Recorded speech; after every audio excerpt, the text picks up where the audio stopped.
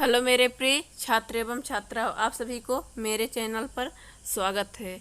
चलिए आज हम आपको बताएंगे जो कक्षा 9वीं का है हिंदी पाठ एक दो बैलों की कथा है, जिसके जो ये कहानी है जिसके कहानीकार हैं प्रेमचंद्र जी। ये दो बैलों की कथा को लिखे हैं।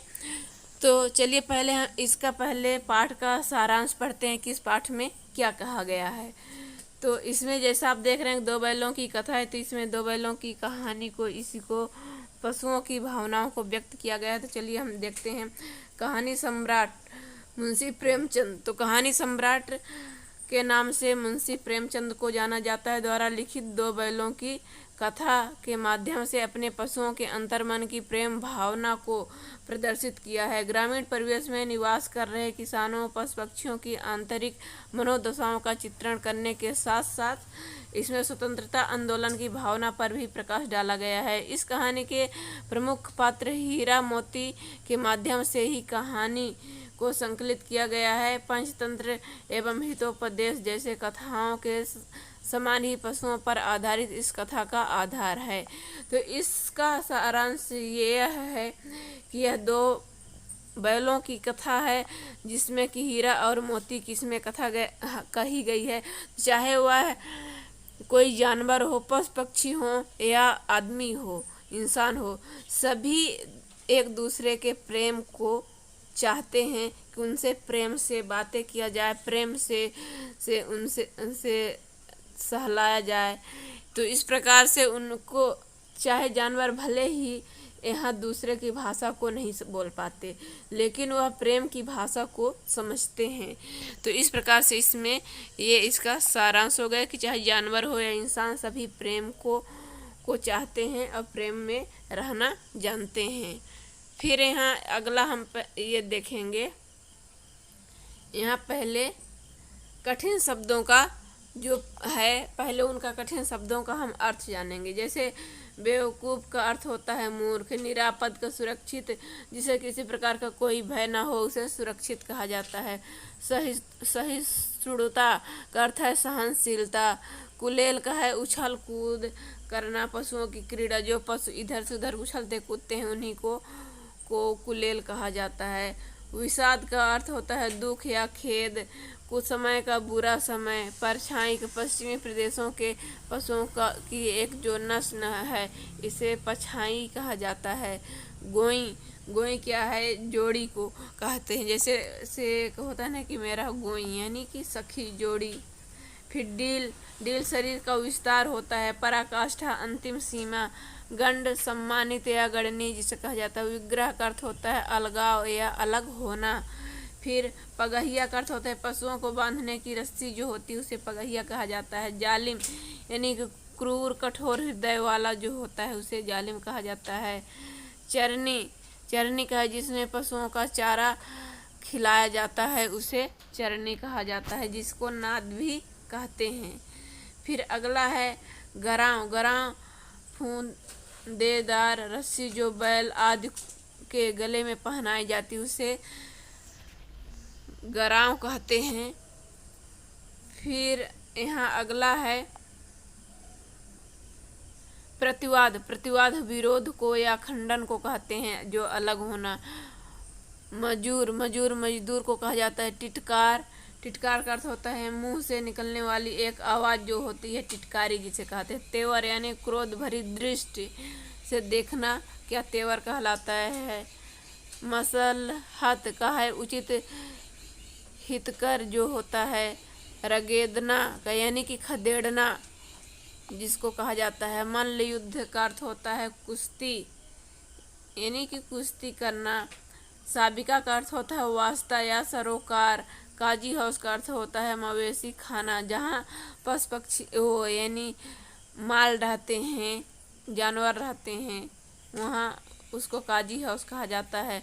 वह बाड़ा जिसमें दूर का खेत चरने वाले पशुओं को बंद कर दिया जाता है। जैसे कि घर गांव में जो होता है तो जिसको बाड़ा कहते हैं, जो पशु अरे गहरे चरते हैं, दूसरे के खेत में जाते हैं, तो उनको जो कोई नहीं बांधता है तो उनको ले जा करके सरकारी बाड़ा होता है उसी में बंद कर दिया जाता है। फिर रेवड़, रेवड़ पशुओं का झुंड को कहा जाता है। ठठरियाँ, हड्डियों का ढांचा मात्र, जो यानी उसको ठठरी कहा जाता है। फिर उन्मत्त, उन्मत्त का अर्थ होता है मतवाला। फिर थान, यानी पशुओं को बांधने का जो स्थान होता है उसे थान कहा जाता है। उछाह, यानी उत्सव आनंद जो होता है, आनंद मनाना। मालकिन, यानी मालिक, स्वामी की पत्नी जो है, जो हीरा और मोती का जो मालिक है उसकी जो पत्नी का नाम। तो इस प्रकार से इसका कठिन शब्दों का भावार्थ हो गया। फिर तो यहाँ ये प्रश्न एक है, ये प्रश्न है। अब यहाँ से हम प्रश्न पढ़ेंगे। तो यहाँ प्रश्न एक है, जैसा काजी हाउस में कैद पशुओं की हाजिरी क्यों ली जाती होगी? तो क्यों ली जाती थी? तो काजी हाउस में कैद पशुओं की हाजिरी इसलिए ली जाती होगी कि जिससे यह पता चल सके कि वहाँ बंधे हुए सभी पशु ठीक से बंधे हुए हैं अथवा नहीं। बंधे हुए पशुओं में से कोई छूटकर अन्य पशुओं को परेशान तो नहीं कर रहा है, उन पशुओं में से कोई भाग तो नहीं गया है या मर तो नहीं गया, पशुओं को डाला गया सूखा चारा आदि खाया है अथवा नहीं। तो इसलिए वहाँ जो बाड़े में कैद पशु थे काजी हाउस में, उनकी हाजिरी ली जाती थी कि उसमें से कोई मरा तो नहीं, खाना खाए कि नहीं खाए, तबीयत सही है या सही नहीं है, इसलिए उनकी जानकारी के लिए सब यहाँ हाजिरी ली जाती थी। फिर यहाँ हम देखेंगे प्रश्न 2 है, छोटी बच्ची को बैलों के प्रति प्रेम क्यों उमड़ आया? तो इसका चलिए हम उत्तर देख लेते हैं।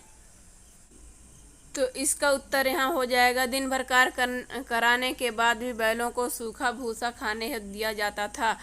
ठीक से कार्य न करने पर उन्हें डंडे से बुरी तरह पीटा जाता था। घर वालों के द्वारा इस दुर्व्यवहार के कारण बच्ची को बैलों पर दया आती थी। बच्ची की माँ मर चुकी थी, उसकी सौतेली माँ भी उसके साथ प्रताड़ना भरा बुरा व्यवहार करती थी। घर में बच्ची तथा बैलों के साथ अच्छा व्यवहार नहीं किया जाता था, अतः छोटी बच्ची का इन कारणों से बैलों के प्रति प्रेम उमड़ आया था। तो इसका हो जाएगा कि बच्ची का प्रेम इसलिए उमड़ा था क्योंकि जिस प्रकार से बच्ची की माँ नहीं थी, माँ मर चुकी थी, तो उसकी सौतेली माँ थी, तो सौतेली माँ उसे परेशान करती थी। इसी प्रकार से उन बैलों को भी जो उसका मालिक था, मालकिन था, तो उसे ठीक से खाना नहीं देते थे, सूखा भूसा दे देते थे, और जब नहीं खाते थे, सूखा भूसा छोड़ देते थे, तो उन्हें डंडे से मारा जाता था। तो इसलिए उस बच्ची को आभास था कि जिस प्रकार से मेरी माँ नहीं है, हमारे साथ बुरा व्यवहार करते हैं, उसी प्रकार से बैलों के साथ बुरा हो रहा है, इसलिए बैलों के प्रति बच्ची का प्यार उमड़ आता है। फिर यहाँ चलिए हम अगला देखते हैं।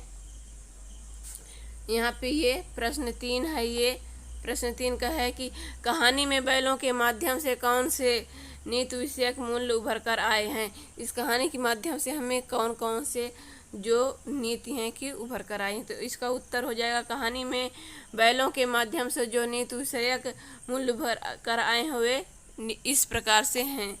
जैसे कि इसका यहाँ पे ये हो जाएगा पहला। तो पहला में क्या है, किसानों और पशुओं के भावनात्मक संबंधों का सजीव वर्णन है। इस कहानी में किसानों का और पशुओं का कैसे प्यार संबंध होता है, किसान पशुओं से किस तरह से प्यार करते हैं, वैसा प्यार दिखाया गया है। फिर दूसरा है, पशु पक्षियों में भी प्रेम की भावना देखी जाती है। अगर हम पशु पक्षियों से प्रेम करेंगे तो पशु पक्षियाँ भी हमसे प्रेम करती हैं। फिर यहाँ पे ये तीसरा है, आवत ही हर्षे नहीं नैनन नहीं सने, तुलसी वहाँ न जाइए जाके सॉरी चाहे कंचन बरसे में है। तो इस वाली चौपाई की वास्तविकता का वर्णन किया है। तो जो ये चौपाई है इसकी हकीकत का इसमें वर्णन किया गया है। फिर यहाँ चौथा है, बैल जात का धर्म निभाते हुए दोनों बैल महिलाओं पर वार नहीं करना चाहते। जबकि ये 2 बैल हैं, लेकिन जब यहाँ औरत मारती है बैलों को, तो अगर बैल चाहते तो मार सकते थे महिला को, लेकिन महिला को बैल नहीं मारते हैं।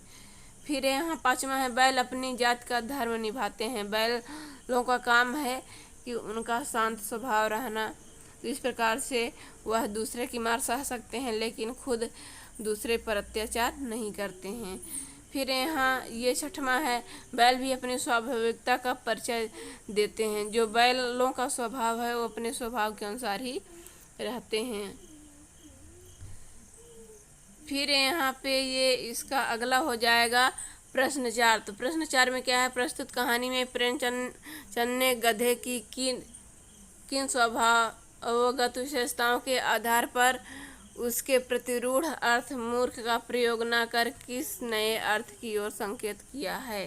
तो जो बैल के लिए है, वो जो गधा के लिए है, उसने मूर्ख का प्रयोग न करके कौन सा नया शब्द का प्रयोग किए हैं। तो इसका उत्तर हो जाएगा, प्रस्तुत कहानी में प्रेमचंद ने गधे की निम्नलिखित स्वभावगत विशेषताओं के आधार पर उसके प्रतिरूढ़ अर्थ मूर्ख का प्रयोग न कर बेवकूफ़ शब्द का प्रयोग किया है। तो किस आधार पे यहाँ किए हैं, तो ये देख लीजिए। यहाँ पे इसका पहला हो जाएगा, जानवरों में गधा सबसे ज़्यादा बुद्धिहीन समझा जाता है, क्योंकि जितने भी जानवर हैं उनमें से सबसे बुद्धिहीन कम दिमाग वाले को जानवर में गधा होता है, इसलिए समझ करके उसको नाम बदल दिए हैं। फिर यहाँ दूसरा है, गधे के सीधेपन तथा निरापद सहिष्णुता ने उस बेवकूफ़ की पदवी दे दी है। तो इसी कारण से इतना सीधा साधा होता है कि इसे बेवकूफ़ भी कहा जा सकता है। आसानी से किसी व्यक्ति को जैसे बेवकूफ़ बना सकते हैं। फिर तीसरा है, सबको क्रोध आता है परंतु गधे को कभी क्रोध नहीं आता है। जिस प्रकार से सभी इंसानों को क्रोध आता है, लेकिन गधा को कभी क्रोध भी नहीं आता। चौथा है, सड़े गले भोजन का भी हर्षपूर्वक खा जाता है। गधा चाहे भोजन सड़ा गला रहता है फिर भी उसको बहुत उत्साह से खा जाता है। उसके चेहरे पर एक विषाद सा छाया रहता है, यानी किसी प्रकार का मनमुटापा नहीं रहता है। फिर यहाँ अगला है, इसमें छठवां कि सुख दुख आदि सभी दशाओं में वह सम रहता है, चाहे दुख हो या सुख हो। घोड़ा जो गधा होता है उसको हर समय में वह मायूस ही रहता है, उसको कुछ भी समझ में नहीं आता। फिर सातवां है, सभी ऋतुओं का साहस से सामना करता है, चाहे कोई भी ऋतु हो, सर्दी गर्मी ठंडी, वह सभी का अच्छे से सहन कर लेता है, झेल लेता है। फिर यहाँ पे है अगला हमारा प्रश्न 5 है, किन घटनाओं से पता चलता है कि हीरा और मोती में गहरी दोस्ती थी। तो हमें इसके किस घटना से पता चलेगा, तो यहाँ पे उत्तर इसका हो जाएगा, हीरा और मोती बहुत दिनों से साथ साथ रह रहे थे, अतः दोनों में भाईचारा हो गया था। दोनों परस्पर मूक भाषा से बात भी कर लेते थे। वे दोनों एक दूसरे के मन की बात को भी जान लेते थे। वे एक दूसरे को चाटकर सींग मिलाकर तथा सूंघकर अपना प्रेम प्रकट करते थे। जिस समय इन दोनों का हल या गाड़ी में जोत दिया जाता था, उस समय दोनों ही यही चेष्टा रहती थी कि ज़्यादा से ज़्यादा वजन मेरी ही गर्दन पर रहे। मेरे मित्र, यहाँ फिर है ये कि मेरे मित्र को अधिक बोझ न उठाना पड़े। नाद में खली दलिया तथा भूसा पड़ जाने के बाद दोनों साथ उठते, साथ ही नाद में मुंह डालते तथा साथ ही बैठते थे। जब सानी खाने से एक मुंह हटा लेता तो दूसरा भी हटा लेता था। इन सभी घटनाओं से पता चलता है कि हीरा और मोती में गहरी दोस्ती थी। तो जैसा कि इसमें कहा गया है कि जब हीरा और मोती को खाना दिया जाता था, वो दोनों भाईचारे के समान रहते थे। जिस प्रकार से भाई आपस में संबंध बना के रहते हैं, उसी प्रकार से ये जानवर तो बोल नहीं सकते थे, लेकिन फिर भी मूक भाषा यानी कि बिना बोले ही चेहरा देख करके हाव भाव से, जैसे कि गर्दन मिलाना, दोनों साथ में जब खाना देते थे तो खाना खाते थे, एक दूसरे को चाटते थे, प्यार करते थे, सूंघते थे कि किसी प्रकार का कष्ट तो नहीं है। और जब कोई इनको जोता जाता था तो ज़्यादा कोशिश ये रहती थी कि हमारे तरफ बोझ हो, दूसरा सोचता था कि हमारे तरफ बोझ हो। तो इस प्रकार से इन सब घटनाओं से पता चलता है कि इनमें बहुत ज़्यादा गहरी दोस्ती थी। फिर यहाँ अगला है, ये प्रश्न 6 है, लेकिन औरत जात पर सींग चलाना मना है, यह भूल जाते हो। हीरा के इस कथन के माध्यम से स्त्री के प्रति प्रेमचंद के दृष्टिकोण को स्पष्ट कीजिए। तो इससे जो हीरा कहता है अपने मोती को कि किसी महिला पर सींग से मारना गलत है, तो इसमें देखिए क्या कहते हैं। इस कथन के माध्यम से पता चलता है कि लेखक प्रेमचंद का स्त्री जात के प्रति उदारता भरा दृष्टिकोण है। वैदिक काल में तो स्त्री को समान अधिकार प्राप्त थे। मन ने भी स्त्रियों को सम्मानी माना है। यत्र नार्यस्तु पूज्यन्ते रमन्ते तत्र देवता कथन से भी स्त्रियों को सम्मान की दृष्टि से देखा जाता रहा है, लेकिन आज उसे सबला से अबला तथा स्वाभिमानी से दासी बना दिया गया है। आज वह पिता पति अथवा पुत्र पर आश्रित बनी हुई है। वैदिक काल में स्त्री को अर्धांगिनी माना जाता था। तो इससे यह पता चलता है कि वैदिक काल से ही स्त्रियों को एक देवी का स्वरूप माना जाता है। उसे जो यत्र नार्यस्तु पूज्यन्ते रमन्ते तत्र देवता, उसे जिस प्रकार से देवताओं को पूजा जाता है उसी प्रकार से एक स्त्री की पूजा की जाती थी। उसे सम्मान से रखा जाता था, उसे किसी से कमज़ोर नहीं समझा जाता था और उसको गर्व से लोग पूजते थे, बोलते थे। तो और उसे अर्धांगिनी भी कहा जाता है। तो इसलिए ये सोच करके बैलों ने उस पर सींग नहीं चलाई। फिर हमारा यहाँ अगला प्रश्न 7 है, किसान जीवन वाले समाज में पशु और मनुष्य के आपसी संबंधों को कहानी में किस तरह व्यक्त किया गया है। जो किसान होते हैं, किसान समाज के लोग, और पशु मनुष्य आपस में इनका किस प्रकार से संबंध रहता है। तो यहाँ उत्तर में हो जाएगा, किसान जीवन वाले समाज में पशु और मनुष्य के आपसी संबंधों को प्रस्तुत कहानी में भावनात्मक रूप में व्यक्त किया गया है। झूरी अपने दोनों बैलों को बहुत प्यार करता है। वह उसके खाने पीने आदि का विशेष ध्यान रखता है। यही फिर यहाँ अगला हो जाएगा, यही कारण था कि दोनों बैल उसकी ससुराल से 2 बार भागकर अपने मालकिन झूरी के पास आना चाहते हैं। प्रथम बार बैलों के आने पर झूरी एवं पूरा गांव उन्हें सम्मानित करता है। गया के घर उन्हें अच्छा नहीं लगता था, अतः मेहनत करके तथा रूखा सूखा खाकर भी वे झूरी के पास ही रहना चाहते हैं। झूरी के ससुराल में बैलों में प्रति आत्मीयता दर्शाने वाली छोटी बच्ची के प्रति भी बैलों को लगाव सा हो जाता है। कथा के अंत में झूरी की पत्नी भी उन दोनों का प्यार से माथा चूम लेती है। तो इस कहानी से इसमें जो कहा गया है कि किसान जीवन और समाज में मनुष्य पशु कैसे संबंध रखते हैं। तो जो पशु होते हैं, पशु भी इंसानों की आवाज़ को समझते हैं। मनुष्य क्या कहना चाहते हैं, उनकी भावनाओं को समझते हैं, लेकिन व्यक्त नहीं कर सकते। जिस प्रकार से झूरी के जो बैल थे वह अपने बैलों को प्यार करता था, अच्छा खाना खिलाता था, लेकिन कभी कभी सूखा खाना भी देता था। तो वह झूरी के यहाँ बहुत प्रेम से दोनों बैल हीरा और मोती खाना खाते थे। लेकिन जब झूरी उनको बैलों को बेच देता है तो वहाँ अच्छा खाना मिलता है, फिर भी उनका मन नहीं लगता है।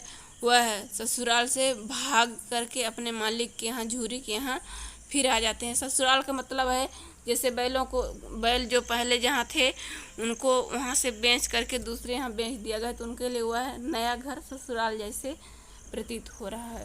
तो इस प्रकार से जैसे पहली बार में कोई अपने गांव आता है तो उसका मान सम्मान किया जाता है, इसी प्रकार जब अपने ससुराल से बैल झूरी के यहाँ भाग करके जाते हैं, झूरी उनको पूरी सेवा करता है, खाना देता है, आत्मीयता प्यार भरी हाथों से उन्हें सहलाता है, धुतकारता है। जो छोटी बच्ची है वह भी बैलों से बहुत लगाव रखती है, और जो झूरी की पत्नी है वह दोनों बैलों को प्यार से माथा उनका चूम लेती है। तो इस प्रकार से बैलों को और इंसानों के बीच में हमारा गहरा संबंध होता है। फिर यहाँ अगला है ये प्रश्न 8। तो प्रश्न 8 में इतना तो हो ही गया है कि 9-10 प्राणियों की जान बच गई, वे सब तो आशीर्वाद देंगे। मोती के इस कथन के आलोक में उसकी विशेषताएं बताइए। तो जब जैसे हीरा और मोती को एक बाड़े में बंद कर दिया गया था, तो वहाँ और भी पशु पक्षी थे, तो उनको भी आज़ाद करा दिया गया। तो उनकी हीरा और मोती की इसमें विशेषता लिखना है। तो यहाँ जैसा ये है, हीरा और मोती को जब काजी हाउस में अन्य पशुओं के साथ बंद कर दिया जाता है, तो परेशान होकर तथा भागने की योजना बनाने हेतु वह मोती काजी हाउस के बाड़े की कच्ची दीवार को सींगों के माध्यम से तोड़ देता है। दीवार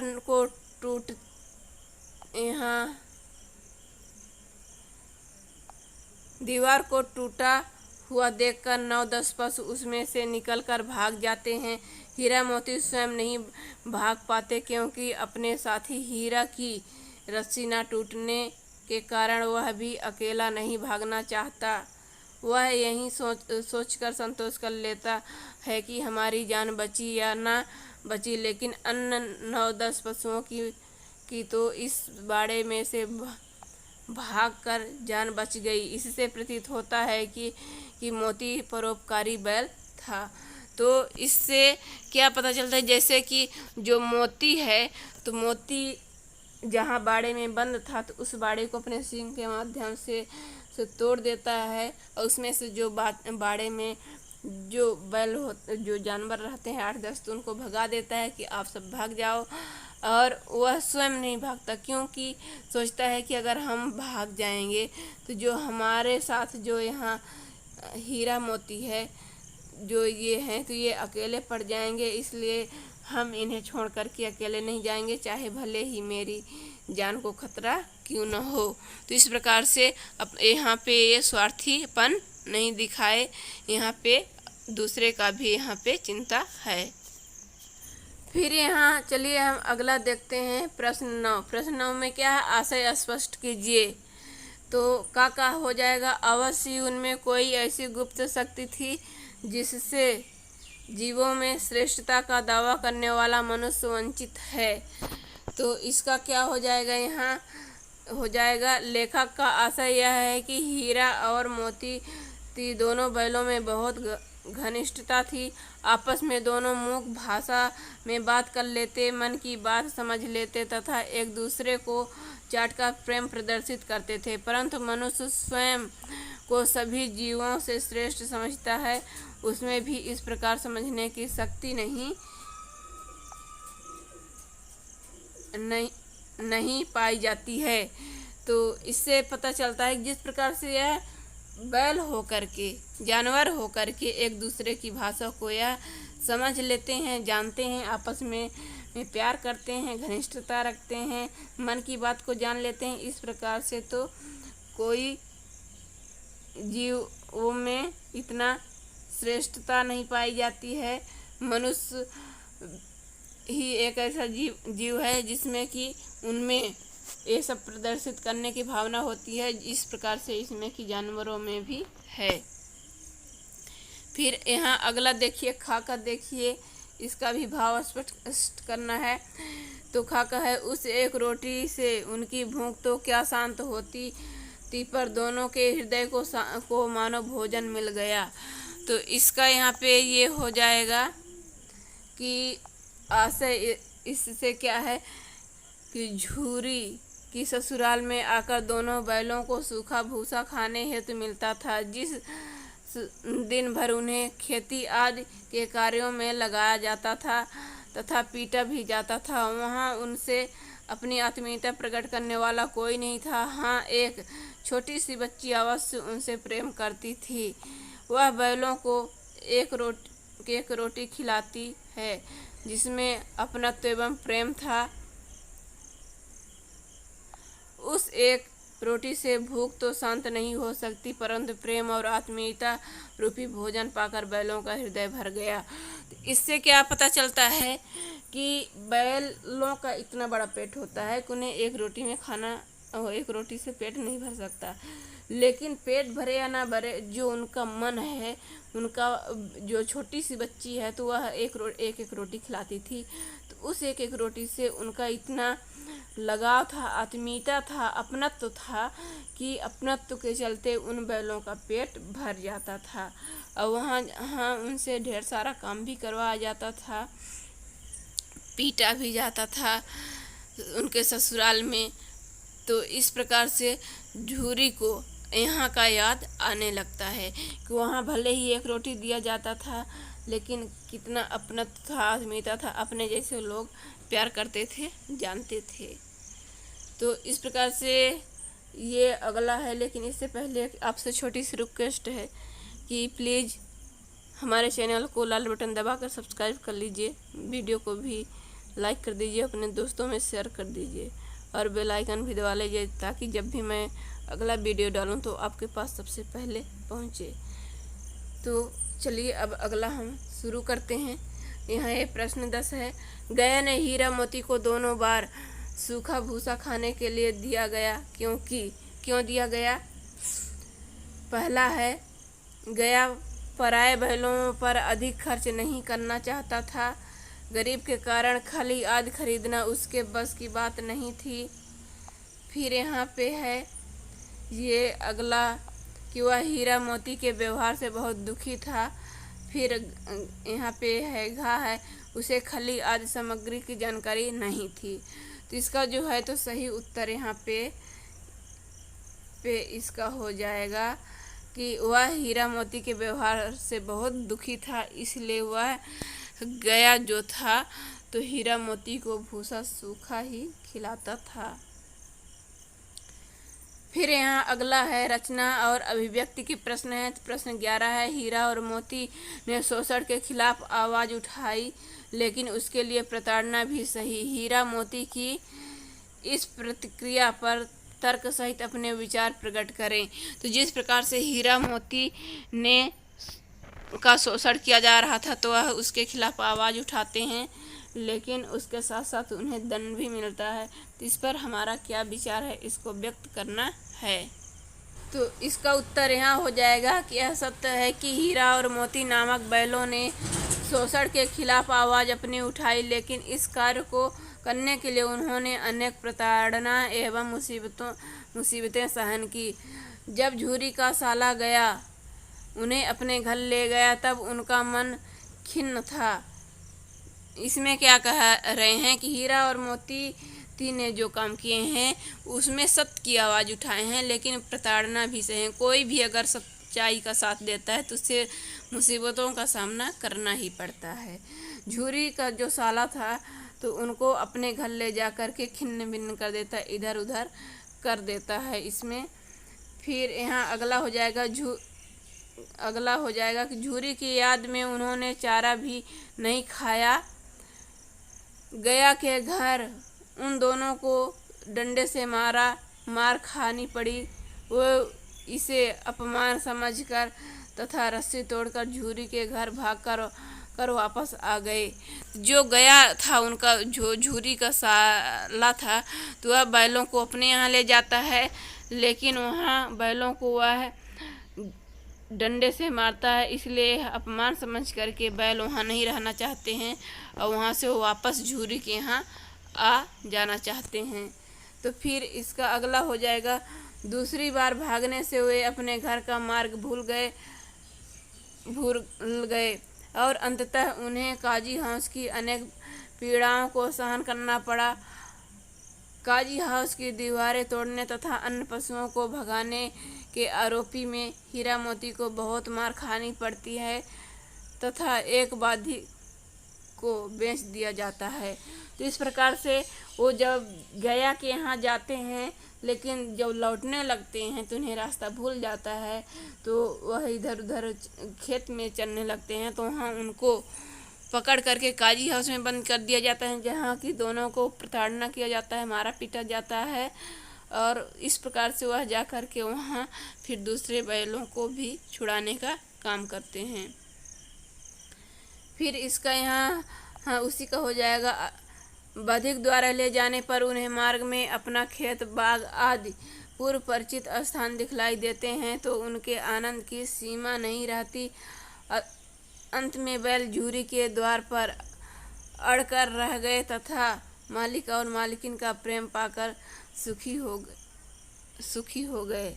तो इस प्रकार से जब वह काजी हाउस में ले जा रहा था तो जाते जाते इन दोनों बैलों को जो झूरी का घर था वहाँ का रास्ता याद आता है और आकर के वहीं झूरी के द्वार पर अकड़ जाते हैं, वहाँ से हिलते डुलते नहीं हैं।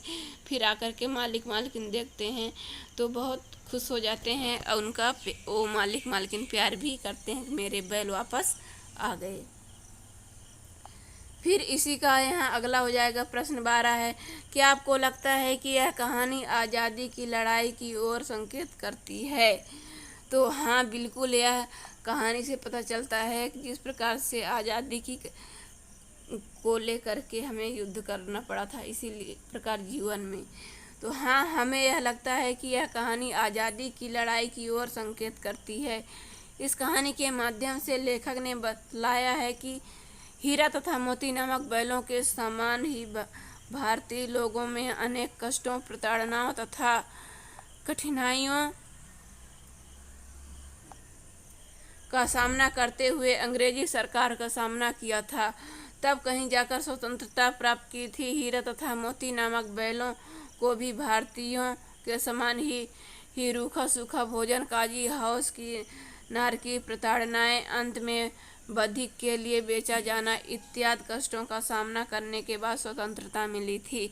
तो हाँ, इस कहानी से हमें यह आभास होता है जिस प्रकार से स्वतंत्रता आंदोलन के पहले भारतीयों को अंग्रेज लोग प्रताड़ित करते थे, पैसे रुपए सब ले लेते थे, खेत कुलिया सब जो अनाज होता था ले लेते थे, प्रताड़ना करते थे। इसी प्रकार से इन बैलों को भी प्रताड़ा जा रहा है, कई प्रकार के कष्ट दिए जा रहे हैं वहाँ जो गया के यहाँ है, गया के यहाँ इनको अच्छा नहीं लगता है। इस प्रकार से वह हीरा मोती अपने भले सूखा रूखा खाना खा करके अपने झूरी के यहाँ खुशी खुशी रहते हैं। फिर यहाँ पे ये अगला है, यहाँ भाषा अध्ययन। तो भाषा अध्ययन का प्रश्न ये 13 हो जाएगा। बस इतना ही काफ़ी है। फिर मैं भी जोर लगाता हूँ। तो इससे हमें क्या करना है, इसका भाव स्पष्ट करना है कि यहाँ पे ये ही भी वाक्य में किसी बात पर जोर देने का काम कर रहे हैं। ऐसे शब्दों को निपात शब्द कहते हैं। तो जिस प्रकार से यहाँ है कि ही है और भी, इन शब्दों में जोर लगाना पड़ रहा है। इसी प्रकार से क्या निपात की यहाँ परिभाषा हो जाएगी कि ही भी वाक्य में किसी बात पर जोर देने का काम कर रहे हैं। ऐसे शब्दों को निपात कहते हैं। कहानी में ऐसे 5 ऐसे वाक्य छांटिए जिनमें निपात का प्रयोग हुआ है। तो निपात शब्द किसे कहते हैं? ऐसे शब्दों को कहा जाता है जिसका अतिरिक्त भार देने के लिए हमें उन शब्दों का प्रयोग किया जाता है। जैसे कि यहाँ हो जाएगा ही है, भी है, और हो जाएगा और, तब, कब, जैसे तब हो गया, कब हो गया। तो इस प्रकार के यहाँ शब्द जो हैं तो यहाँ निपात का ये सब काम करते हैं जिसमें कि अतिरिक्त भार देना पड़ता है। इसी प्रकार से हम और छांटते हैं। जैसे कि यहाँ कुत्ता भी, तो भी क्या है? बहुत गरीब जानवर, करीब जानवर है। तो इसका हो जाएगा यानी कुत्ता भी। तो यहाँ भी पे क्या जोर पड़ रहा है। इसी प्रकार से झूरी इन्हें फूल की झड़ी से भी ना छूता था। तो यहाँ भी जैसे हो गया तुम्हारी, तो इसने जान ही ले ली थी, जैसे ही हो गया। बैल कभी कभी मारता भी है। ब्याही हुई गाय तो अनायास ही सिंहनी का रूप धारण कर लेती है। तो इस प्रकार से यहाँ पे जैसे यहाँ हो गया, ही हो गया, भी हो गया, ये सब तब, क्या, कहाँ, वहाँ, यहाँ, तो इस प्रकार के शब्दों को निपात शब्द कहते हैं, जिसका कि अतिरिक्त भार देने के लिए प्रयोग किया जाता है। फिर यहाँ अगला है प्रश्न 14 है, रचना के आधार पर वाक्य भेद बताइए तथा उपवाक्य छांटकर उनके भी भेद लिखिए। तो यहाँ रचना के आधार पे यहाँ वाक्य भेद बताना है। तो जैसे यहाँ पे ये दिया है काका कि दीवार का गिरना भी कि अधमरे से पड़े हुए सभी जानवर चेत उठे। खा का है, सहसा एक दढ़ियल आदमी जिसकी आंखें लाल थी और मुद्रा अत्यंत कठोर आया। हीरा ने कहा, गया के घर से नाहक भागे।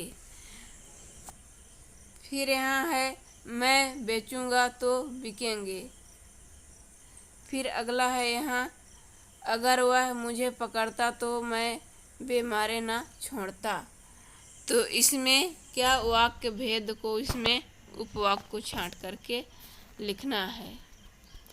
तो जैसे इसमें का में हो गया, का हो जाएगा ये, तो का हो जाएगा यहाँ पर ये मिश्र वाक्य हो जाएगा कि दीवार का गिरना था कि अधमरे से पड़े हुए सभी जानवर चेत उठे।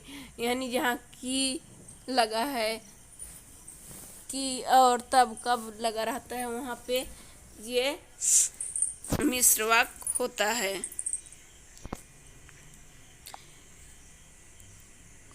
फिर यहाँ जैसे यहाँ पे है इसका उपवाक्य बनाएंगे कि दीवार गिरते ही अधमरे से पड़े हुए सभी जानवर चेत उठे। तो यहाँ जो ये है इसमें देख रहे हैं कि जो की यहाँ लगा हुआ है की, तो यहाँ की को क्या किया गया है, हटा दिया गया है। तो वहाँ मिश्र वाक्य था, तो मिश्र वाक्य से ये क्या हमारा सरल वाक्य बन गया है। फिर यहाँ अगला है खा है संयुक्त वाक्य। तो संयुक्त वाक्य से हमें उपवाक्य में बनाना है। तो जिसकी आंखें लाल थी और मुद्रा कठोर, तो इसका यहाँ पे फिर ये भेद हो जाएगा विशेषण उपवाक्य।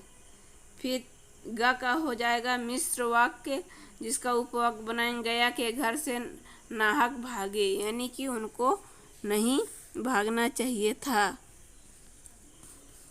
फिर यहाँ पे इसका हो जाएगा ये वाला हो जाएगा, यहाँ पे भेद हो जाएगा, संज्ञा उपवाक्य है। फिर घा का है मिश्र वाक्य, तो मिश्र वाक्य में यहाँ उपवाक्य है तो बिकेंगे, ये जो है उसका तो बिकेंगे, यहाँ पे उपवाक्य उसका है।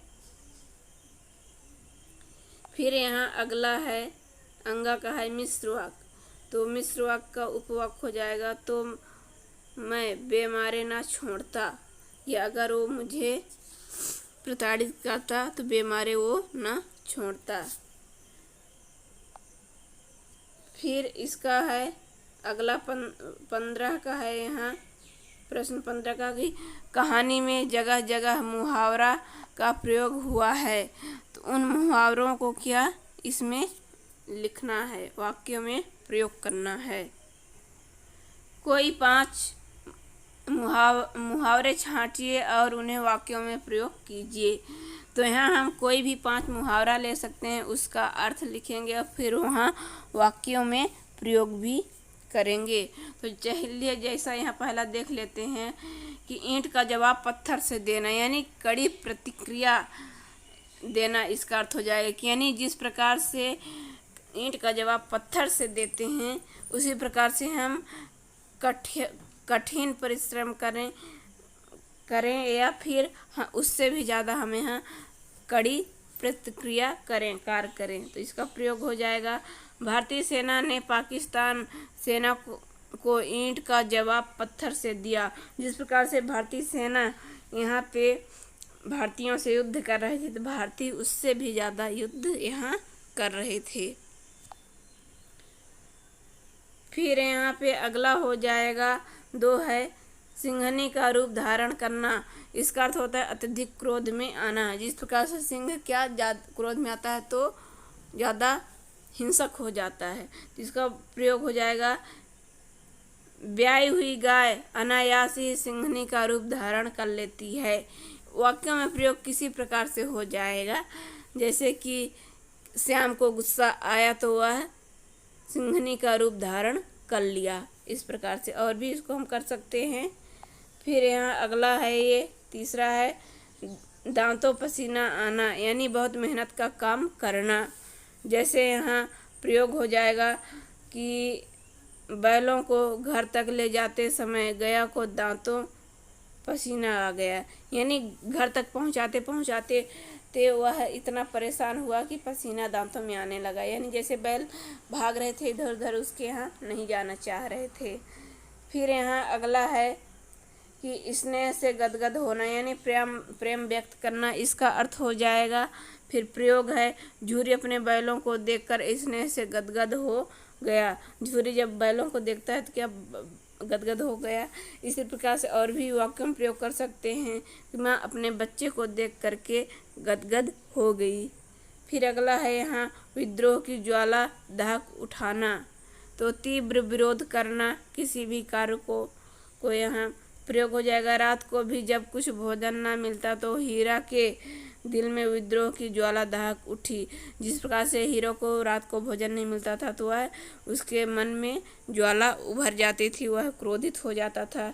जैसे कि भारत का अपमान होते हुए सुनकर मेरे मन में विद्रोह की ज्वाला दहक उठी। तो इस प्रकार से हम इसका वाक्यों में किसी भी प्रकार से प्रयोग कर सकते हैं। फिर यहाँ है ये पाठ्येतर सक्रियता, तो पाठ्येतर सक्रियता में क्या हो जाएगा, पक्षियों से संबंधित अन्य रचनाएं ढूंढकर पढ़िए और कक्षा में चर्चा कीजिए। तो यहाँ पे ये पशु पक्षियों से संबंधित ऐसी ही और हमें रचनाएं ढूंढ करके पढ़ना है और उसका हमें यहाँ पे प्रयोग करना है। तो इस प्रकार से यहाँ विद्यार्थी, शिक्षक या फिर अध्यापक, अध्यापिका सब लोग मिल कर के आपस में ऐसे इसमें चर्चा करना है। तो ये हमारा रहा कक्षा 9वीं का हिंदी विषय का जो इसमें है 2 बैलों की कथा का प्रश्न उत्तर। तो हमें आशा है कि आपको ये पसंद आएगा। धन्यवाद।